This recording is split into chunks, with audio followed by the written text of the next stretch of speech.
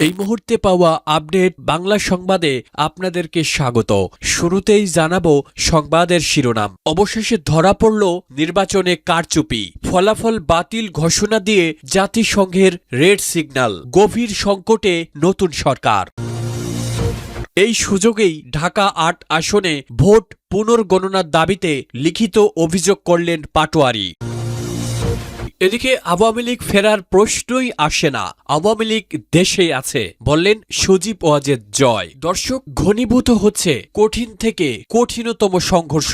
BNP জয়ের উল্লাস করছে এবং জামায়াত যুদ্ধের ঘোষণা দিচ্ছে। আর এরই মধ্যে জয়ের এই আত্মবিশ্বাসী বার্তা রাজনীতির মাঠকে জটিল করে তুলল। সজীব ওয়াজেদ জয়ের দাবি অনুযায়ী আওয়ামী লীগ যদি সত্যি দেশেই থাকে তবে খুব শীঘ্রই রাজপথে কোনো বড় ধরনের সংঘাতের সাক্ষী হতে পারে বাংলাদেশ।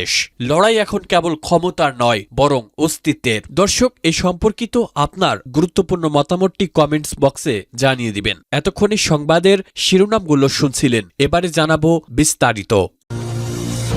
ত্রয়োদশ জাতীয় সংসদ নির্বাচনের রেশ কাটতে না কাটতেই বিশ্ব রাজনীতিতে শুরু হয়েছে নতুন এক মেরুকরণ। নিউ ইয়র্কের জাতিসংঘ সদর দপ্তর থেকে আসা এক কড়া বার্তায় বাংলাদেশের নির্বাচনের স্বচ্ছতা নিয়ে গভীর উদ্বেগ প্রকাশ করা হয়েছে। কূটনৈতিক মহলে গুঞ্জন ছড়িয়েছে যে জাতিসংঘ এই নির্বাচনকে অংশগ্রহণমূলক নয় বলে অভিহিত করেছে এবং এর ফলাফলকে স্বীকৃতি দেওয়ার আগে পুনরায় খতিয়ে দেখার আহ্বান জানিয়েছে।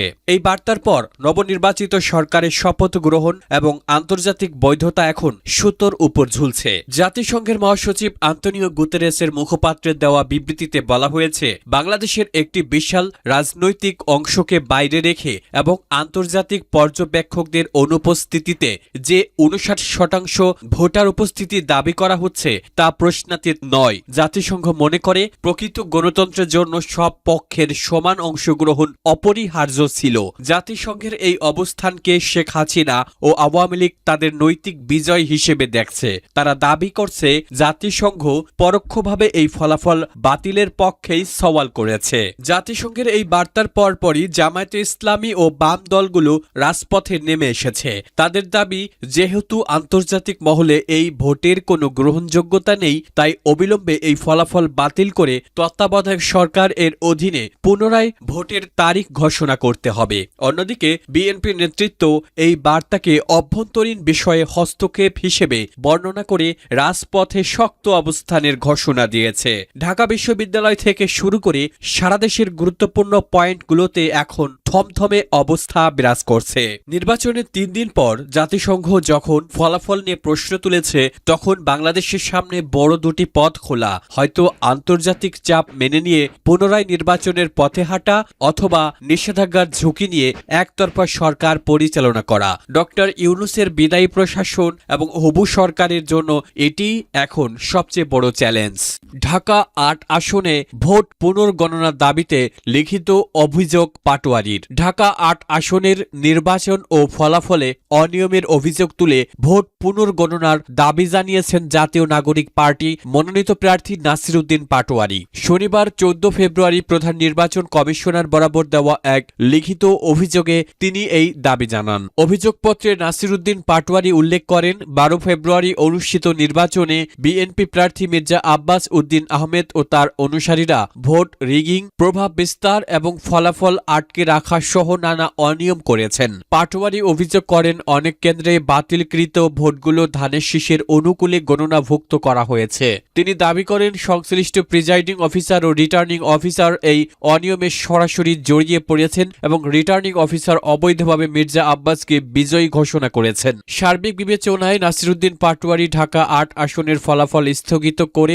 তদন্তপূর্বক ব্যবস্থা গ্রহণ এবং দায়ী কর্মকর্তাদের বিরুদ্ধে আইনি ব্যবস্থা নেওয়ার আহ্বান জানিয়েছেন। একই সঙ্গে তিনি ধানের শীষের ভোট থেকে অবৈধভাবে যুক্ত হওয়া বাতিল ভোটগুলো বাদ দিয়ে নতুন করে ফলাফল প্রকাশের অনুরোধ জানান। পুনর্গণনা না হওয়া পর্যন্ত এই আসনের নবনির্বাচিত প্রার্থীর শপথ অনুষ্ঠান বন্ধ রাখারও দাবি জানিয়েছেন তিনি। প্রসঙ্গত, বেসরকারি ফলাফলে ঢাকা ৮ আসনে বিএনপি প্রার্থী মির্জা আব্বাস ৫৯,৩৬৬ ভোট পেয়ে জয়ী হয়েছেন, যেখানে নাসির উদ্দিন পাটোয়ারি পেয়েছেন ৫৪,১২৭ ভোট।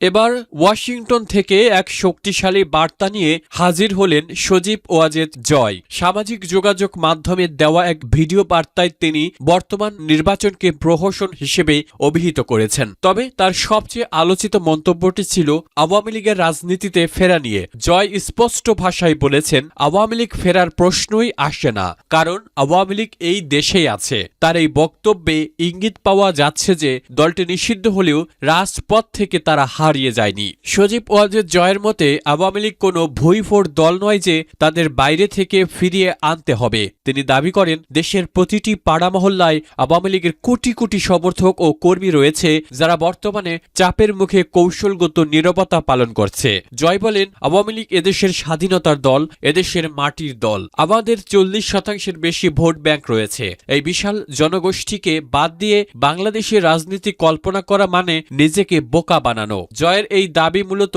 নতুন সরকারকে এটি মনে করিয়ে দিচ্ছে যে আওয়ামী লীগকে উপেক্ষা করা হবে তাদের জন্য একটি মরণ ফাঁদ। বিবিসি ও রয়টার্সকে দেওয়া সাম্প্রতিক সাক্ষাৎকারে জয় অভিযোগ করেছেন যে বর্তমানে নির্বাচনটি ছিল মূলত আইওয়াশ। তিনি দাবি করেন, তৃতীয় বৃহত্তম রাজনৈতিক দলের একটি আসরও না পাওয়া প্রমাণ করে যে এই ভোট কতটা কারচুপিতে ভরা ছিল। জয় হুঁশিয়ারি দিয়ে বলেছেন, মধুচন্দ্রিমা শেষ হোক, তারপর দেখা যাবে আসল খেলা। তিনি ইঙ্গিত দিয়েছেন যে আওয়ামী লীগ খুব শীঘ্রই তাদের শান্তিপূর্ণ কিন্তু শক্তিশালী কর্মসূচির মাধ্যমে রাজপথে নামবে। জয়ের এই আমরা দেশে আছি তত্ত্বটি মূলত তৃণমূল কর্মীদের চাঙ্গা করার এবং আন্তর্জাতিক মহলকে আওয়ামী লীগের শক্তির কথা মনে করিয়ে দেওয়ার একটি সুকৌশলী চাল। যখন বিএনপি জয়ের উল্লাস করছে এবং জামায়াত যুদ্ধের ঘোষণা দিচ্ছে, তখন জয়ের এই আত্মবিশ্বাসী বার্তা রাজনীতির মাঠকে আরো জটিল করে তুলল।